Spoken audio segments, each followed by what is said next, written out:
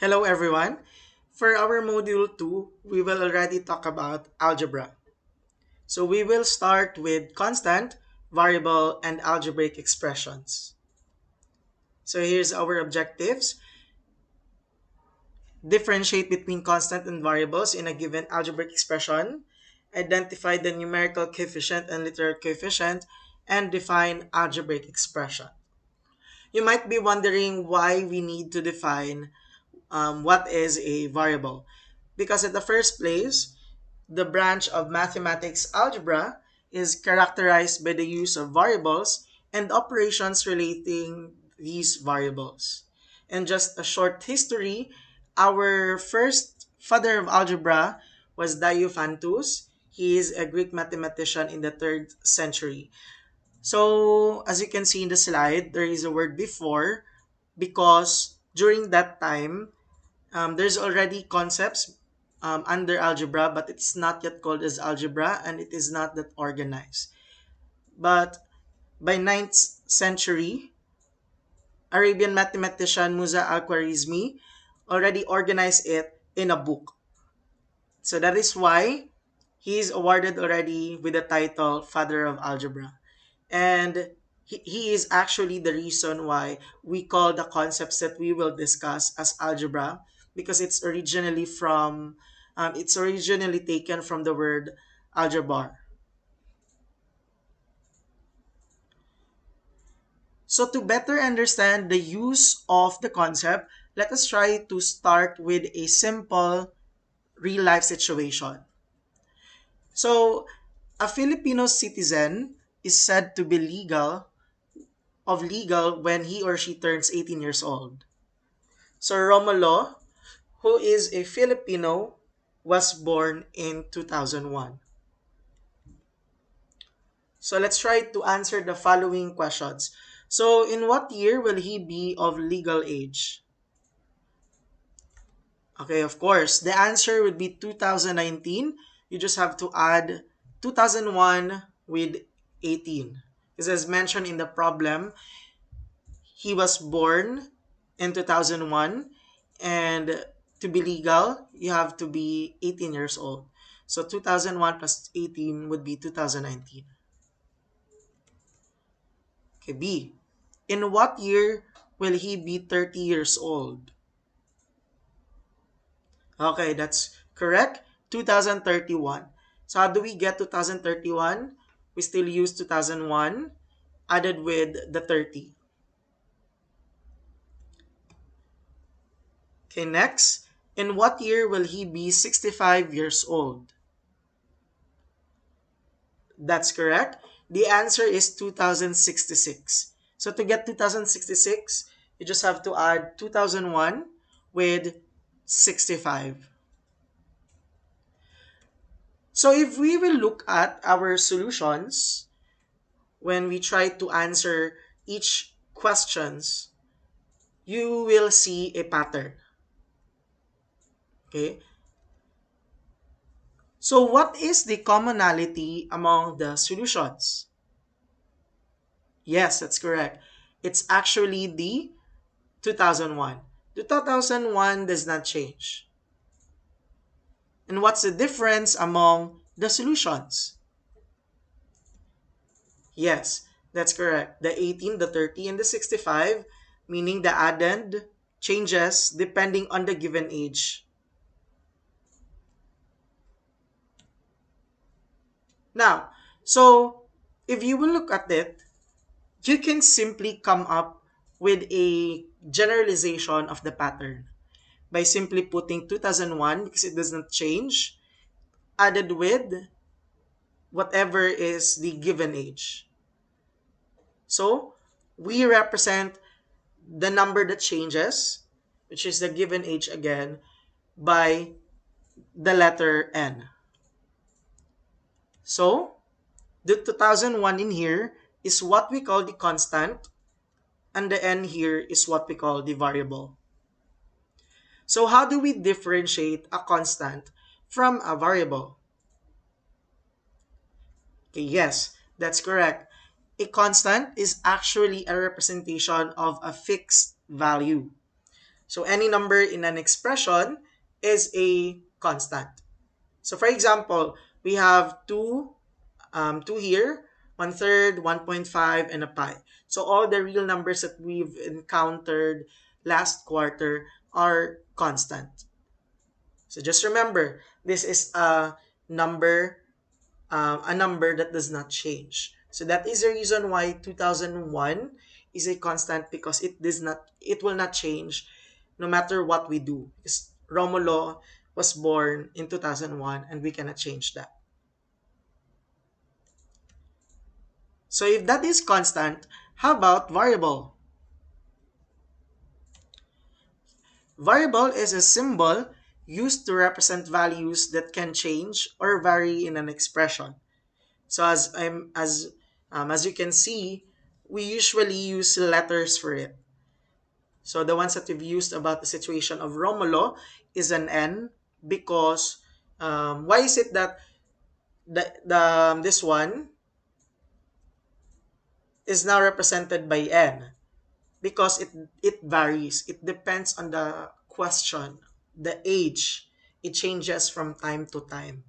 So that's why it's so called as variable, because we're not sure whether we will be having the same number from one time to another. So anything that varies, something that changes, we represent it using a variable. And variable can be any letters that we know in the alphabet. So the common variables that we see in algebra is x, y, and z.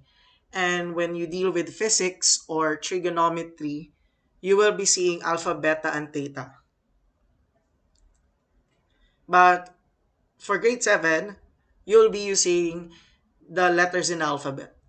The letters in the alphabet again is that will be our variable, and that represents a number that changes.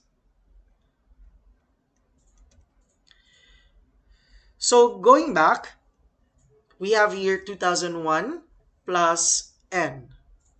The plus here is our operation. And 2000 plus n is an example of an algebraic expression. So how do we define now an algebraic expression?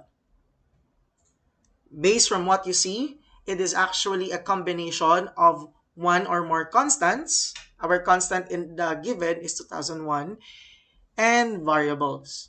So it can be one variable or more. Our case here, our variable is the n, along with at least one mathematical operation, which is in the situation, it's a plus sign.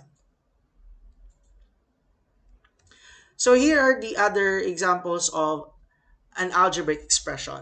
So let us try to connect um, what makes algebraic expression relatable to real life situation. So we have here a over 4. Okay. So let's say for example the money that you have, and there are 4 of you in the family, and you need to equally divide the money that you get to the 4 of them. So of course, the money that you get from one time to another would vary. Okay? So let's say for this month you'll get 5,000. So that means to get the amount that you need to give to each of your for family member, you need to divide it with 4. Okay? But maybe next month you will not be getting a 5,000, because perhaps you have racket, extra job, or tutor, or let's say tip or bonus. So perhaps you might have 10,000. So what will you do with that 10,000? So 10,000 divided by 4. Okay? So that means the amount that you have will vary. So you can represent the money that you have by a variable a. And what you will do all the time to get the amount that you will give to your family member is divide it with 4. So a over 4. Okay, we have another example of an algebraic expression, which is 2L plus 2W. So if you can't remember The 2L plus 2W is actually the formula for perimeter of a rectangle. So yes, the formulas that we know are actually coming from the concept of algebra. So uh, um, notice that there are two sides of a rectangle which have the same measurement. So we call it as length, the longer one. And there are two sides as well, which are the same. It should be the shorter side. That's why we have 2W. So perimeter is all about adding all sides. So no matter what we do, no matter what number that is, no matter what rectangle that is, we will always multiply um, one side with a 2 because there are two sides again which are the same, and added with a added with a 2 times W because there's another side which is shorter and there are two of them. So 2W. So there you go. We have another examples here, but you will encounter more of this once you will reach grade 9. This one when you reach grade 8. And this part, yes, grade 8 still. So notice that all of them, each of our examples here, involves a constant, a variable, and an operation. So now, what is a term? So when we talk about terms, terms of an algebraic expression are separated by addition or subtraction. So take note that an algebraic expression can also be made up of just one term. That's possible. That means that you don't see any addition or subtraction as an operation. But going back to the definition, an algebraic expression should have at least one operation. Because perhaps it's not addition or subtraction, but an operation which is multiplication or division. But again, terms are separated only by addition or subtraction. So for example, this one, we have negative 2x plus 6. So there is addition here. That means that this is our first term, this is our second term. So how many terms do we have in here? There are two terms. How about here, in our second example, 3y minus 6. So our operation is subtraction. So the ones on its left is the first term. The ones on its right is the second term. So that's 1, 2. So still, there are two terms. Third example, negative 2b. So as you can see, there's no plus, there's no minus. But it doesn't mean that there's no operation involved here because the operation between the negative 2 and the variable b is a multiplication. So it means that negative 2 times b. So no plus or minus, that means it has one term. Okay. If it's just a number, so automatically that's also one term as well. So to be more specific, this is a constant term because there's no variable with it. So constant term. Then, how about the last one? We have a plus and a minus. So this would be our first term. Okay. This is not a 2 only. This is 2 over 7b. Okay. But anyway, but if it's just a number, um, that's a constant term. And one term, to be more specific.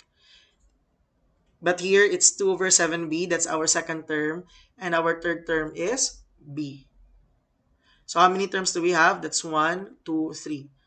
So first, second, third, 3 terms. Okay.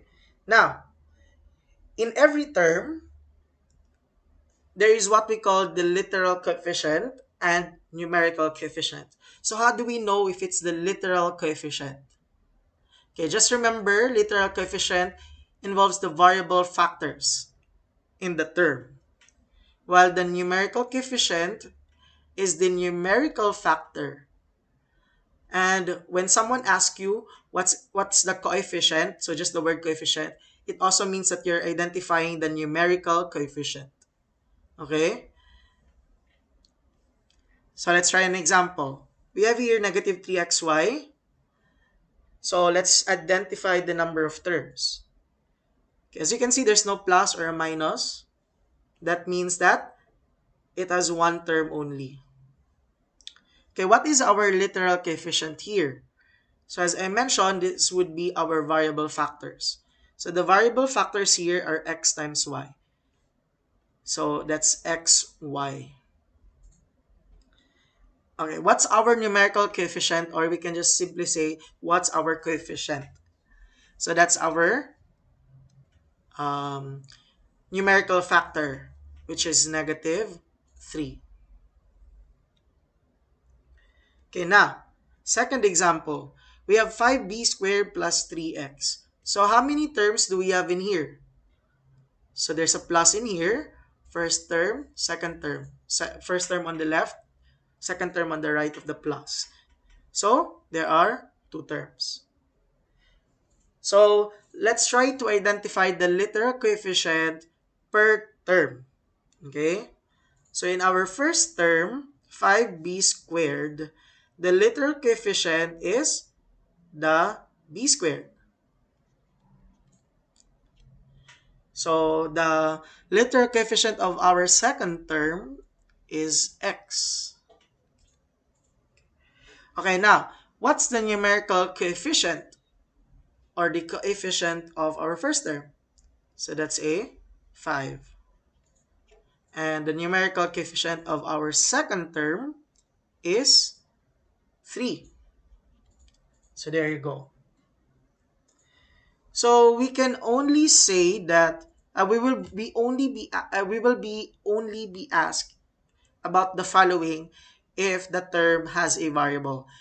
But let's say for example, the given would not just be 5b squared plus 3x, but there's another term. Let's say, okay, I'll make another one. So let's say that's 5b squared plus 3x minus 5. So of course, when we are asked how many terms do we have, okay, looking at it, that there's a plus and there's a minus. Okay? So we have the first, the second, and the third term. So our answer would be 3 terms. Okay. But now, what's the literal coefficient? So, of course, we have b squared from our first term, x from our second term, but take note the third term doesn't have a variable at all. That means the 5 here is a constant term. Okay? So this is what we call a constant term. So automatically there's no literal coefficient on it. Okay, how about the numerical coefficient?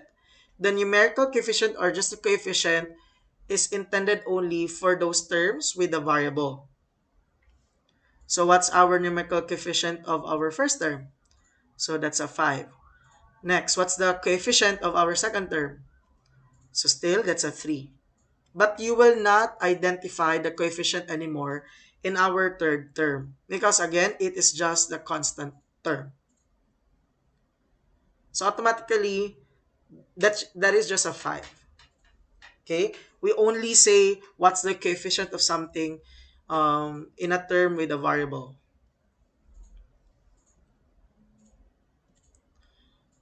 Okay, so let's try to find the coefficient of each term. So here, number 1. So the coefficient, again, we're looking for the numerical coefficient. So just remember that. So, we have x squared y to the power of 4, z to the power of 6. So should our answer be none? Okay. The answer is it's not a none. Because meaning of this one, there's an imaginary 1 here before the literal coefficient. So the answer here is 1. Okay, how about number 2? So what is our coefficient in here? So of course, that would be a negative 12. The x cubed y is our literal coefficient. So it's negative 12 as our coefficient. Okay, number 3. What's our answer? Okay, the answer is negative 1. Okay, why not 1 and 2? Because as you can see, they belong in one group.